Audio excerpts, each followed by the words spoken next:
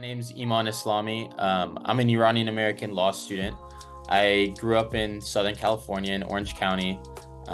I went to the UC Berkeley for undergrad. I studied economics and data science, and I worked for a couple of years after undergrad as an economic consultant. And actually, that's where I got introduced to antitrust law. And so right now, I'm actually back in law school, back at Berkeley, studying law. I just finished my first year, and I have a deep interest in antitrust law that I kind of developed with my background in economics, and my undergraduate degree, and in my work as an economic consultant.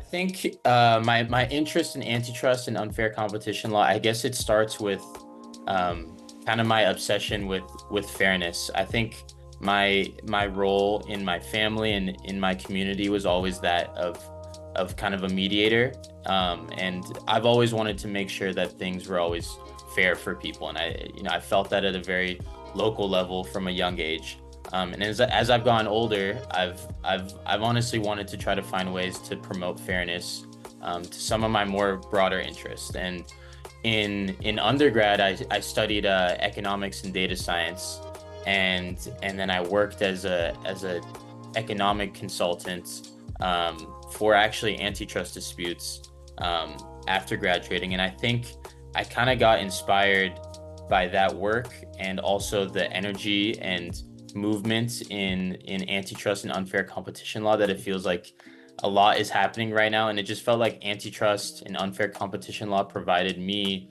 the exact tools where I can apply ideals of fairness that can, promote these values for American consumers on a wider scale. And so I'm just really inspired by I guess the movement behind antitrust and all the opportunities there are out there to promote fairness in the marketplace and fairness for American consumers.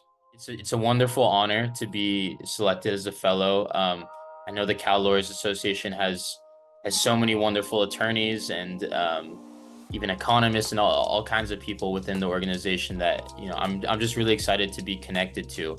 I think through the fellowship, I hope to hone in my skills as I try to become a successful antitrust attorney. And I feel fortunate I get to work at the California DOJ's antitrust section, and I hope to get to work on some exciting cases, hone my legal writing and research skills. But more than that, through the fellowship, I hope to become a strong contributing member to the antitrust community in California and across the United States.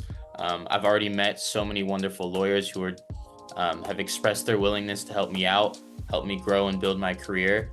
And that's really what I want to do. Is I want to become a part of that community, use my connections in my law school and my interests, and apply that to a community of lawyers that I find to be so fascinating and so strong.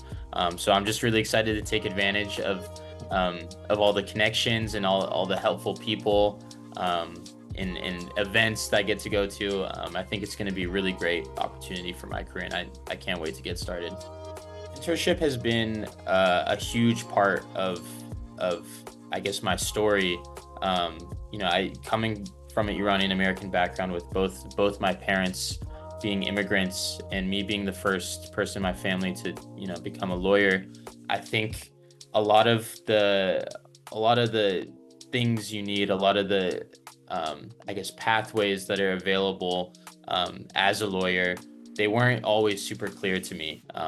Considering my parents' immigrant backgrounds and the fact that I don't have anybody in the family that's in the legal world. And so I don't know if I would be able to be in the position I am today, which I feel very fortunate to be at Berkeley Law and to be a fellow with the Cal Lawyers Association, if it wasn't for the people that have guided me along the way.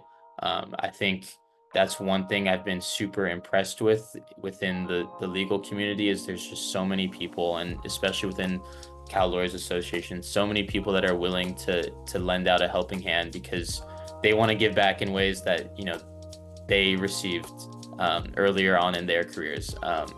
And so if it wasn't for my mentors, for the people I've been able to talk to when applying to law school, when applying to jobs, when thinking about my career, I would not be in the position I'm in today. And so I'm really thankful and excited that I get to continue finding and developing these mentor relationships through this fellowship. It's incredibly important for any work environment to be both diverse and inclusive. I think I first realized how important this was, I think just as a kid. Both my parents coming from immigrant backgrounds, I think comparing that to kind of the friendships I was developing, with all my American friends, but then hearing the perspective that my parents had to offer in their, I guess, childhoods growing up in different countries, there was always this value I felt for varied perspectives, because I always felt like I could learn something new by hearing from somebody that had a different experience than me and a different perspective than me. And I think when we think about being a lawyer or being an attorney, you want to be able to attack issues from all sides. And so being able to see the full range of ideas and potential pathways to approach a problem, I think it requires you to be able to listen to different perspectives that can see the world and see issues in new and different ways. And I think when you promote diversity and inclusiveness, you get a lot more varied perspectives in the workplace. And that just makes you a more effective lawyer. And it also just makes you a more effective human, because you're just open to the diversity of human experiences. And it's just way more fulfilling to be open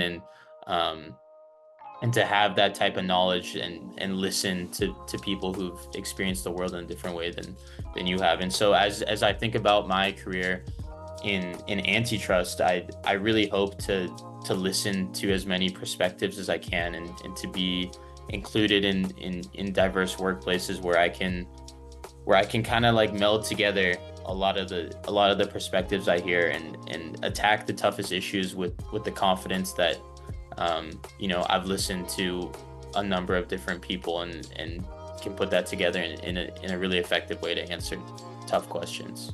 One fun fact about me is that I've been fortunate enough to solo travel to over 20 countries, just going on my own to experience new cultures, meet new people, and that's been a really fulfilling experience for me because, again, I value hearing people's perspectives a lot. And especially when you go places by yourself, you're kind of forced to meet people and talk to people and get out of your comfort zone. And so, I feel really lucky. And I think it's one of the most fun things I've done is just being able to travel by myself to different countries and meet so many different people that have, added value, I think, to my life.